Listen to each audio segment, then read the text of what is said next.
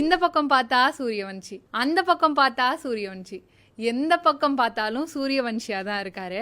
அவருக்காக ஒரு கவிதை வாசிக்காம இருக்கலாமா?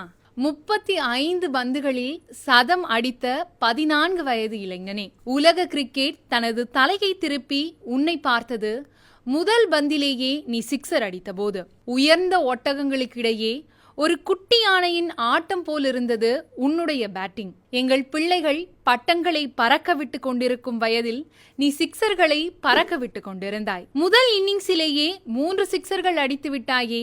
எங்கள் ஊரில் ஒன்று சொல்வார்கள், மொலச்சு 3 இலை விடல அதுக்குள்ளையா என்று. இனி அந்த பழமொழி மாற்றப்படக்கூடும் உன்னால். முளைத்து 3 சிக்ஸர்கள் அடிக்கல அதுக்குள்ளையா என்று. நீ முதல் முறை அவுட் ஆன போது அழுது கொண்டே விடை பெற்றாய். நாங்களும் அழுதோம், ஆனால் அது ஆனந்த கண்ணீர். உலகம் எழுந்து நின்று கைத்தட்டியது இன்று நீ சதம் அடித்து சாதனை புரிந்த போது. பல வெற்றி கோப்பைகளை வெல்வாய் நீ, இன்று எங்கள் இதயங்களை வென்றது போல. தமிழ் இயலன்.